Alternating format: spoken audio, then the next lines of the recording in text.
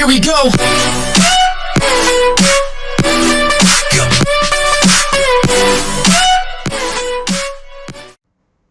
ស្ដីអ្នកនរគ្នាសូមស្វាគមន៍មកកាន់ Channel Study with Us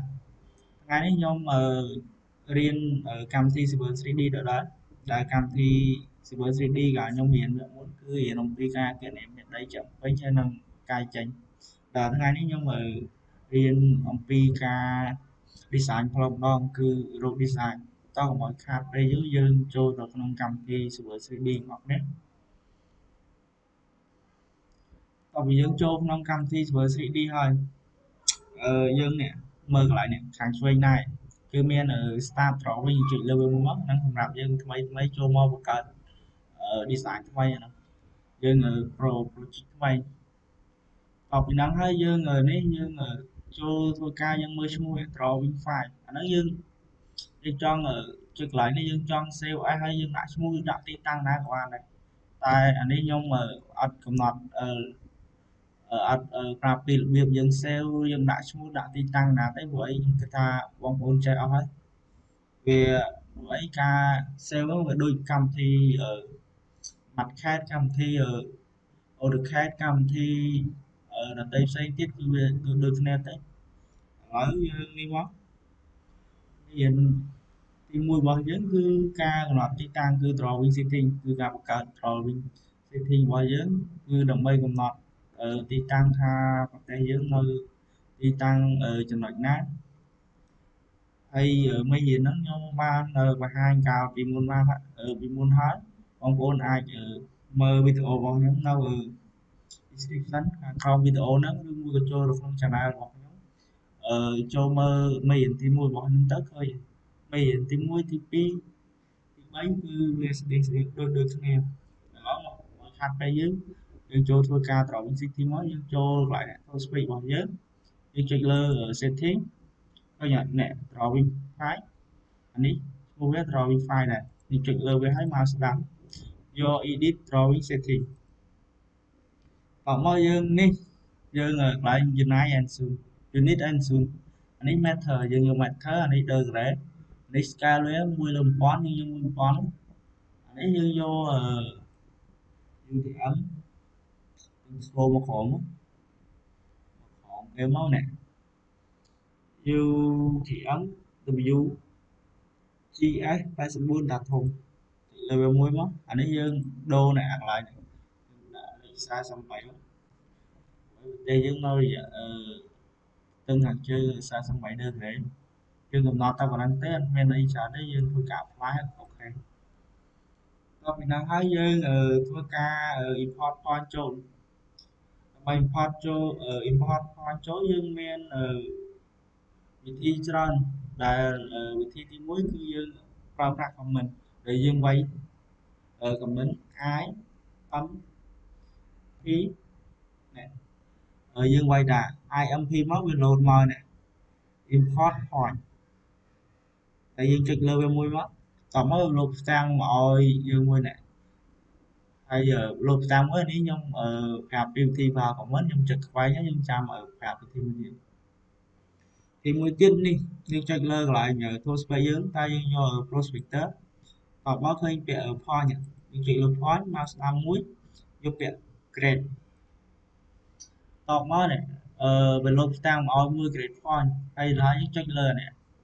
ហើយសញ្ញាព្រួយហើយសញ្ញា point មានន័យថាយើងនាំចំណុចចូលហើយយើងចុចលើនឹងដាក់លើនឹងទៅវាសូអក្សរយើង import point យើងចុចលើនឹងមកតមកវាលោកផ្ទាំងមកឲ្យយើងមួយដែរតមកយើងនេះយើងនេះមកយើងចាប់ដើមឲ្យចុចកន្លែងសញ្ញាបូកតមកយើងនេះយើងចូលរខ្ញុំថានេះហើយយើងមកអញ្ចឹងអត់ឃើញចំណុចដែលយើងចង់បានគឺ file ដែលយើងចង់បានណែ file objective សំខាន់ណាកន្លែងនេះ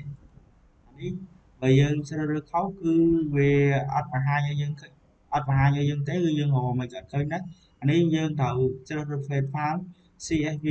ហើយចំពោះប្រភេទ file ហើយការ save file ជាប្រភេទ CSV និង file ដែលយើងអាច import ចូលក្នុងកម្មវិធី 3D គឺមាននៅក្នុងវីដេអូ variant របស់យើងក៏មុនដែលបងប្អូនចូលមើលទៅយើងដាក់នៅ description ខាងក្រោមយើងអាហ្នឹងហើយតោះមកយើងមកទីតាំង file យើងដាក់ណាទីតាំង file ខ្ញុំដាក់នៅក្នុង drive D ហើយនៅក្នុង 3D Code ហើយនៅក្នុងពាក់ file អ្នកឃើញ file ហ្នឹងគឺរកfile នេះចាំខ្ញុំដាក់ឲ្យ download នៅក្រោម description វីដេអូរបស់ខ្ញុំយកទៅអនុវត្តវីដេអូហើយចុចលើហ្នឹងហើយយើងនេះមកយើងចុច open នោះ open នោះនេះវា crease អញ្ចឹងមានន័យថាយើងបានតបមកយើងនេះ file យើងចង់បង្ហាញជាអីជាប្រភេទ file PNG SD font គឺអញ្ចឹងដំបូងហើយរយៈកម្ពស់ហើយនឹង description យើងអាចមើលកន្លែងនេះបាន review n PNG SD នេះយើងមើលមកមាន point មាន noisy s18 point elevation ហើយនឹងអានេះទៀតហើយយើងចុចលើកន្លែងនេះ add point to point group យើងចុចគ្រីសណាមួយមកដល់មកយើងធ្វើការអូខេហើយយើងបិទទាំងនេះមកតើវាយើងធ្វើការមកចំណុចចូលហើយគឺវាអត់បានload មកឲ្យយើងទេអញ្ចឹងយើងត្រូវការបង្ហាញចំណុច point ដែលយើងimport ចូលនេះយើងវាយ comment នេះមក set e comment set e យើងវាយហើយ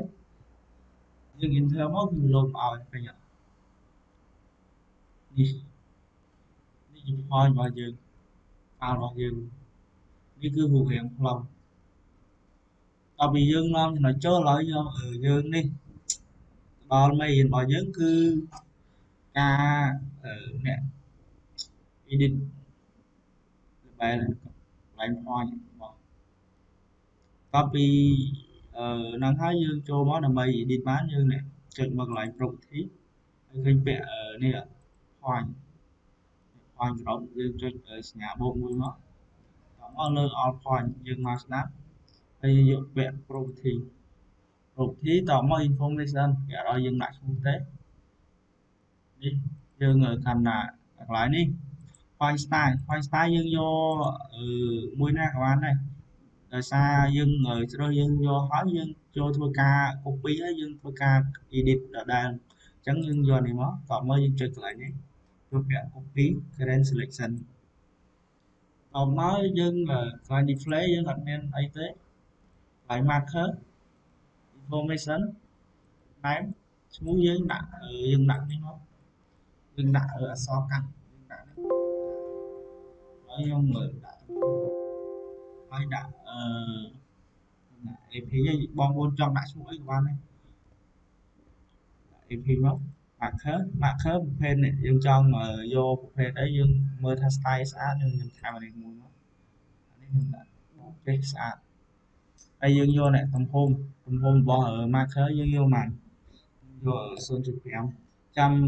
មិនម៉ាយើង apply មើលហើយយើងចូលកែកន្លែងចំណេញទៀតមកបើថាធំពេកឬក៏ទូចពេកហ្នឹងយើងតែប៉ុណ្្នឹងទេយើង apply ហើយអូខេនេះអានេះកន្លែង point label style នេះយើងចុចលើនេះមកយើងត្រូវជ្រើសរើសយកមកអានេះយើងចង់បង្ហាញទាំងអស់ point label style ចង់បង្ហាញpoint ផង elevation ផងហើយនិង description ផងហើយយើងចុចលើហ្នឹងមកតមកយើងចុចលើអានេះហើយយកពាក់ copy យើងបាននៅពាក់ copy អានេះយើងនេះមកកន្លែងណាយើងបងប្អូនចង់ដាក់ឈ្មោះក៏បានដែរតែនេះខ្ញុំគ្រាន់តែដាក់ញ៉ាទុំជុកចង្កល់នៅពីមុខខាងខ្ញុំបាននេះជារបស់យើងបាន edit ហើយអញ្ចឹងតមកខ្ញុំចូលនេះ layout នេះមានជាគេមាន point description point number ហើយ point elevation point description ណា point description គឺអានេះrandom ដល់ពេល point number នេះលេខ1ពេល point elevation រយៈកម្ពស់គឺវា100ឥ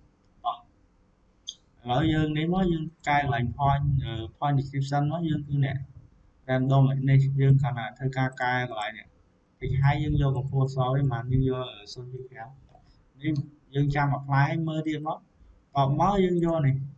cái vẫn cứ gì ạ trong ngày vì nè bây giờ lại nhờ lịch bài với một lo lại này dương vô mà vô anh ấy vô xuân cho chắc cả mình cái nó vô xuân cho vui đó xuân cho vui thôi về một kiện còn mơ dương thua ca đô phần thành cứ thịnh ở những cứ phô là xó thì chuyện lừa nó chuyện bậy select ở dương format ở dương này phone dương vô ở quay mất thì em như roman tao nó ở dương đã đến ở dương slang của lỗi đã của nó không up yellow mà nhưng ok còn nó nhưng mà cài nên còn point number dương thôi đưa cho cái đấy dương đã ở phone là xó hay là ở phone xó hay là complete xó nắm đưa đưa dương đã được được cái đấy cái này thôi cài được nhưng mà ở dương slang của nó đã của nó cái này là yellow ok tổng đó như chỗ đó khoa elevation đó elevation cái này đã kéo này hiện đứa vô ở số trình muốn thêm nhé như vậy bạn thì em thêm như men rồi đó đó ok ở trong ở Truca lái thôi ok bây giờ nếu lái thôi ok đi cứ nghe là còn đang tết mấy hiện bảo nhóm cứ nhóm tam phát là nắng cứ mấy hiện nhóm thơ muối miên tăng vì còn nọt rồi mình sẽ thấy như năng ở hoa phó như năng ở edit về style nhóm vô cái chỗ bay miền chỗ này màu video này thì chỉ trong gói complete chưa subscribe channel nhóm thôi còn đôi chữ like nên mình sẽ làm bay mình còn mang chắc thơ to tiết xong hoa cuốn xung